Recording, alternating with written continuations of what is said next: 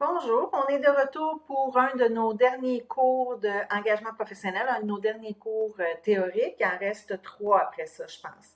Trois ou quatre. Quatre.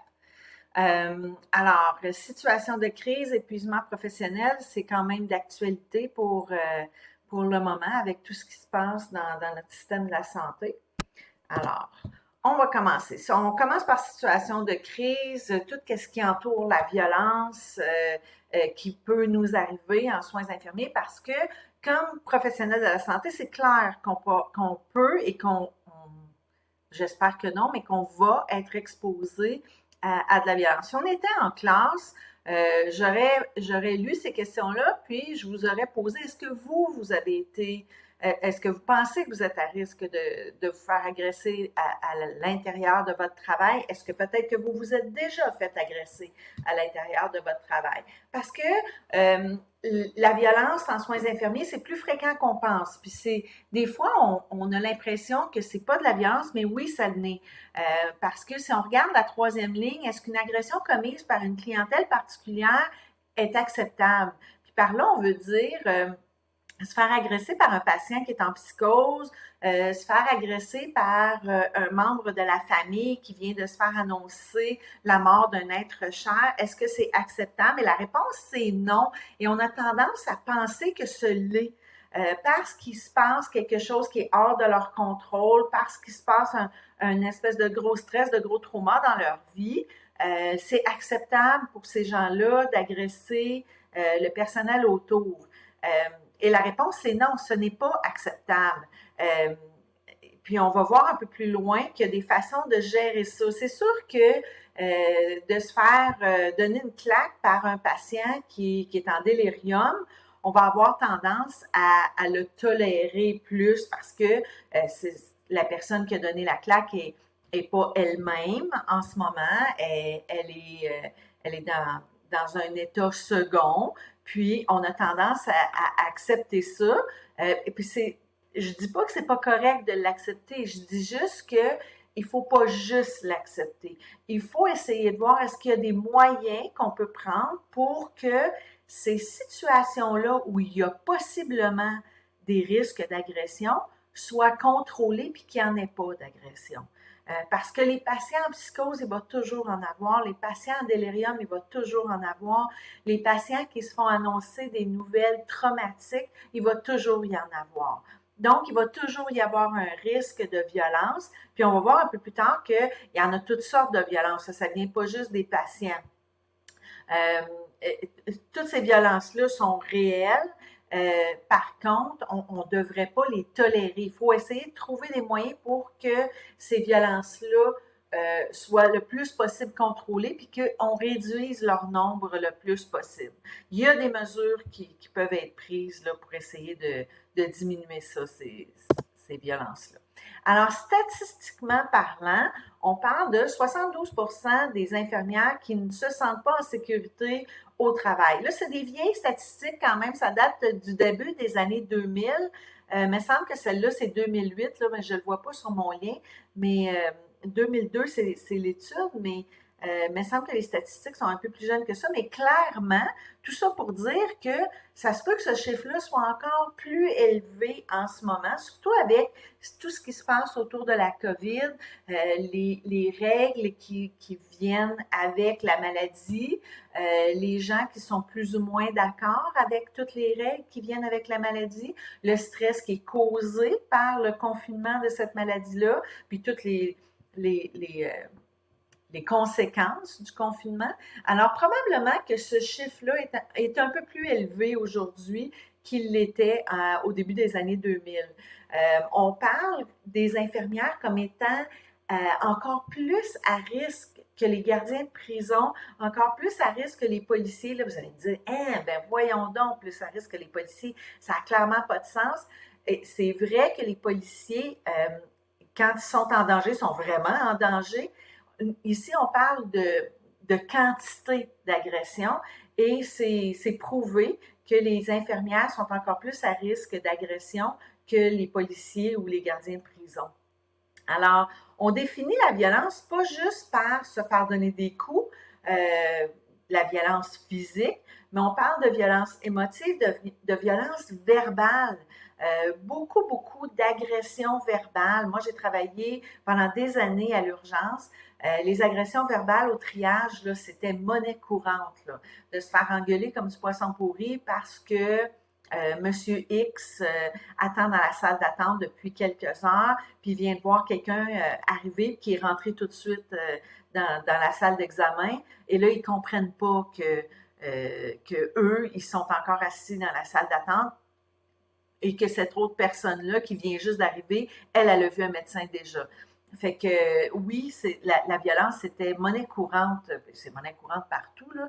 Moi, je parle de l'expérience à l'urgence, là. Harcèlement sexuel aussi, là. Puis tu sais, des fois, on prend ça avec un grain de sel. La première fois que j'ai enseigné ce cours-là, je me suis dit 72%, Caroline, je fais partie des chanceuses qui ne s'est jamais fait agresser. Wow, hein, quand même, c'est pas rien. Et puis, je me suis mis à réfléchir. Puis, en fin de compte, je me suis rendu compte que non, j'avais été agressée plus qu'une fois. C'est juste que ça n'avait pas eu d'impact à long terme. Ça n'avait pas eu d'impact si grand sur ma façon d'être, sur ma façon de continuer à travailler. Mais oui, on m'a déjà lancé un urinal derrière la tête dans le temps que les urinales n'étaient pas en carton, là. Les urinales en métal, ça surprend. Euh, J'en ris aujourd'hui, puis même cette fois-là, j'en avais ri en disant une chance qui était vide, hein, parce que ça n'aurait pas été le fun. J'ai même été harcelée dans le temps que je travaillais au CLSC Notre-Dame-de-Grâce. Je travaillais à Info Santé, et puis il y avait un homme qui appelait sur une base régulière et puis qui voulait toujours me parler à moi. C'est sûr que moi, je travaillais à temps plein et plus, fait que c'était souvent moi qui étais au téléphone au CLSC. Donc, il avait comme créé une relation vraiment pas saine, là.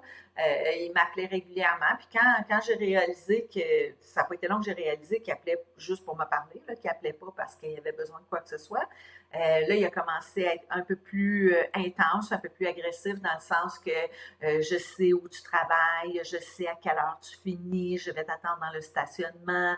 Et j'avais pris ça en riant. Sérieux, j'avais vraiment pris ça en riant. Et ça avait fini avec la police, cette histoire-là, parce qu'on avait été en mesure éventuellement de trouver c'était qui la personne qui appelait, parce qu'il avait appelé la nuit, puis la nuit, les lignes étaient basculées dans un autre CLSC, et eux avaient été capables d'avoir son nom. Et m'avaient transmis son nom. C'était un monsieur qui sortait de prison pour viol et séquestration. Donc, tu sais, sur le coup, j'avais pris ça bien, bien à la légère, mais la police, eux autres, ils n'ont pas pris ça à la légère du tout. Donc, de la violence, des fois, on prend ça un peu avec un grain de sel, mais il ne faut pas. Puis on va voir un peu plus tard là, qu'il y a toutes sortes de trucs et de façons de gérer le stress qui est relié à la violence pour pas que ça nous affecte trop. Alors, c'est quoi la violence? On parle de violence physique, de comportement menaçant. Je vais t'attendre à la fin de ton quart de travail. C'est ordinaire de se faire dire ça. Puis d'ailleurs, le monsieur, il m'avait déjà attendu dans le stationnement. C'est juste que je ne savais pas c'était lui. Je l'ai su quand on m'a montré sa photo. Puis j'ai dit, ah ben oui, je l'ai vu ce monsieur-là dans le stationnement. Mais lui non plus, il ne savait pas j'étais qui. Donc, il m'attendait dans le stationnement, mais il ne savait pas qui attendait lui non plus. Les menaces verbales ou écrites, surtout maintenant avec les réseaux sociaux, il faut faire vraiment attention à ça. C'est très facile de trouver quelqu'un sur Facebook et de lui envoyer des messages haineux. Je vous dirais que ça apporte la violence verbale ou la violence écrite une coche plus haut, là. Le harcèlement, puis le harcèlement, on va voir que c'est pas juste avec les patients, ça peut être entre nous aussi. Les infirmières vivent de grands stress en ce moment avec tout ce qui se passe dans le système de la santé, puis ça a tendance à faire sortir le moins bon en nous. Alors, le harcèlement de rabaisser une personne, mais comment ça fait que tu sais pas ça? Tu es allé à l'université et tu n'es pas au courant de ça. Voyons donc, c'est une sorte de harcèlement. D'essayer d'humilier quelqu'un. Ah ben, regardons, la petite nouvelle qui n'est pas capable de piquer, on le sait bien. Hein? Tout ça, c'est des formes de harcèlement qui n'ont pas leur place, qui devraient qui ne devrait pas exister. Peut être faite autant par des mots que par de l'intimidation. Puis, comme CEPI, ça va vous arriver, ça pourrait vous arriver beaucoup parce que c'est prouvé, puis on va le voir, je pense, dans la prochaine diapositive, que plus on est jeune et plus on est nouvelle, et plus on est à risque de subir de la violence au travail. Donc, c'est sûr que les coups physiques, là, les coups de pied, les coups de poing, les poussées, tout ça, c'est de la violence aussi. Alors, de où elle vient notre violence? De où? Qui crée la violence? Alors, on parle dans cette étude-là, justement, là, qui date, mais j'ai essayé de trouver des nouvelles, mais il n'y en a pas. En tout cas, moi, je n'en ai pas trouvé. 71% de la violence vient de la part des patients, toutes sortes de patients. Patients en santé mentale, des patients qui sont peut-être en psychose, qui n'ont pas pris leurs médicaments ou qui en ont trop pris, qui ont pris de la drogue. Des patients qui font de la démence, les déliriums, c'est des gens qui peuvent devenir relativement violents. Donc, on parle de 71% des auteurs de violence, c'est les patients. Après ça, on parle d'un 24% que ce seraient les proches, les visiteurs. Souvent, ça va être causé par de l'attente prolongée ou ça va être causé par l'être cher semble penser qu'on ne soigne pas son être cher de façon adéquate. Je vous donne un exemple. Si vous êtes à l'hôpital puis vous entendez code blanc en périnate, ben c'est pas la maman en train d'accoucher qui fait le code blanc, c'est le papa. C'est le papa souvent qui a l'impression qu'on prend pas soin de son épouse, qui a l'impression qu'on soulage pas sa douleur, qui a l'impression qu'on fait rien, puis qui escalade de façon très, très agressive, puis on va être obligé de caler un code blanc sur ce monsieur-là, qui n'est pas un patient, qui est un visiteur, qui est un proche de la patiente. Fait que 24% des agressions viennent de visiteurs ou de personnes autres que des patients. Il reste quand même un petit 5% en quelque part. Il est où ce petit 5%? Bien, c'est ce qu'on appelle de la violence horizontale, de la violence entre nous, entre employés du système de la santé, entre employés de l'établissement, entre préposés, infirmières auxiliaires, entre infirmières. C'est épouvantable. Puis moi, j'ai rajouté cette session-ci la violence faite envers les patients parce que oui, les patients peuvent être violents avec nous, mais le contraire est aussi vrai. Puis, on a eu un exemple épouvantable avec la mort de la jeune autochtone à Joliette. Et je veux dire, ça peut pas être plus clair que ça peut pas être plus vrai que cette situation-là. Je veux dire, c'est le summum de la violence envers un patient. Il y a eu de la violence physique, il y a eu de la violence verbale, il y a eu de la violence psychologique. On l'a vu dans les vidéos. Je vous ai mis le lien pour voir l'article puis regarder le vidéo si vous ne l'avez pas déjà vu. Mais on ne peut pas avoir un exemple plus classique de violence. Puis là, ce n'est pas de la violence qui est faite envers nous, c'est nous qui faisons la violence envers un patient et ça n'a vraiment pas sa place.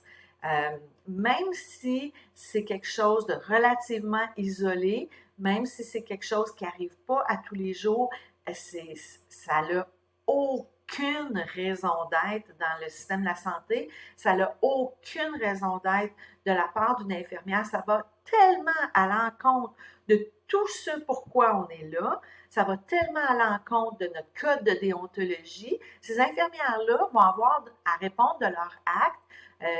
Puis, tu sais, quand on parlait des poursuites aux civils et aux criminels, on a un exemple flagrant ici. Il y a eu une dérogation au code de déontologie. On a agi avec violence. Ça a eu un impact sur un patient. La patiente est décédée. Et il y a un lien de causalité entre les deux. Il y a eu ils ont été à l'encontre du code de déontologie. Il y a eu un décès.